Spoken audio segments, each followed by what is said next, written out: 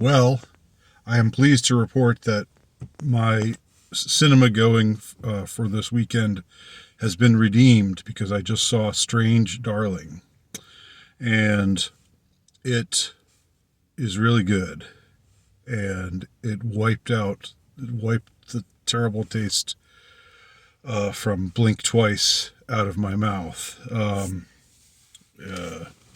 and unlike Blink Twice, although this is going to be a non-spoiler video, and I think I'm going to do a spoiler video also for those who have watched the movie, or those who don't care to watch the movie because it's not your type of movie, but maybe are still interested in what I have to say about it.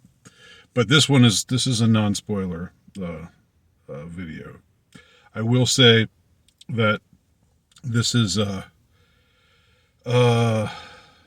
maybe it's in the horror genre, maybe it's more in the thriller genre. I'm not sure. There is a lot of gore.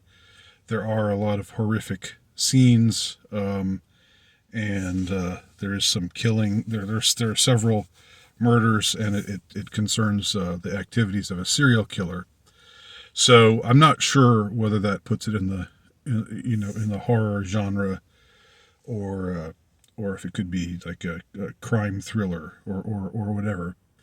But I will say that this is a movie that is fearless. And let me just start with some more basic things.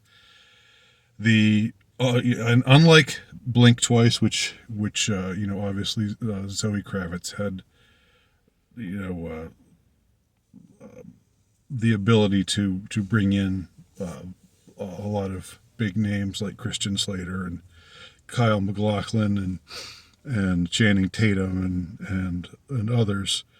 This movie looks like it's made on a shoestring budget, and you do have Barbara Hershey and Ed Begley Jr., two actors who you haven't seen for a while, and they play an old couple. But other than that, pretty much all of the cast is totally unknown, and the two leads are unknown. And what you have is what it seems like a simple cut and dried story at first, but then you start to see that it's not quite what you thought it was in the beginning, and that you misjudged.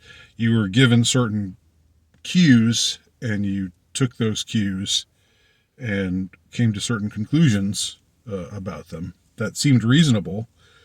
But then you go back and you see that the reality of things is quite different. In fact, it's quite the opposite of what you thought. And I don't want to say any more than that about it in this non-spoiler review. I will say that this is a movie that I expect people will get up in arms about. This is a movie that I think is going to rankle some people. I got rankled by Blink Twice just because it was the same damn thing that we always see. This is not the same damn thing we always see. This is quite different. And that's all I'll say about that. But I do recommend that you see it if you are into thriller, gory thrillers.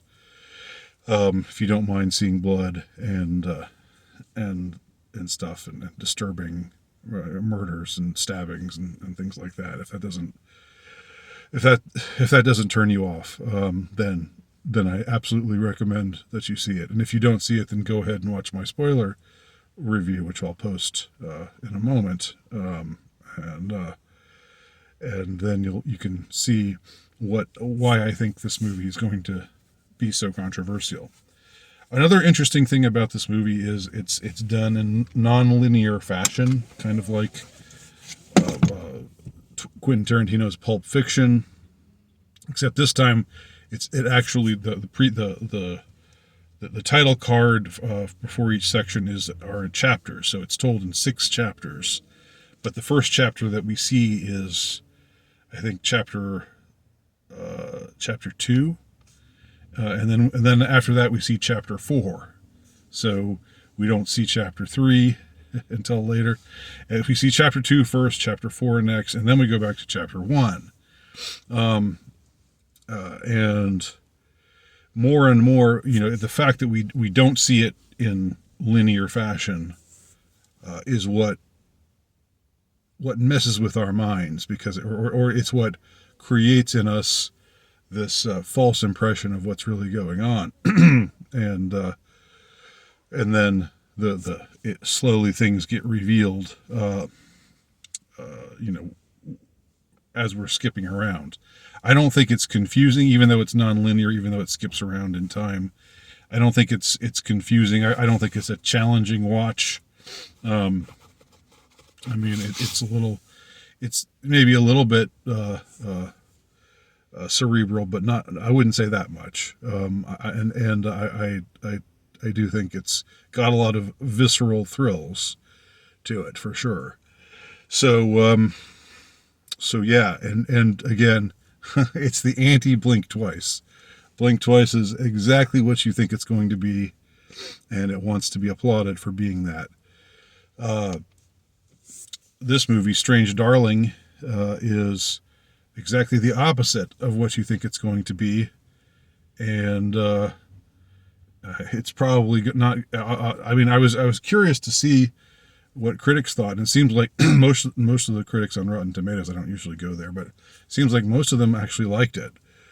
But there were a few who had concerns about things being problematic, which you always love to hear that word, problematic. It means you're doing something right if someone says you're being problematic. Anyway, that's where I'll end it. This non-spoiler review of Strange Darling. I do highly recommend it. Thanks for watching.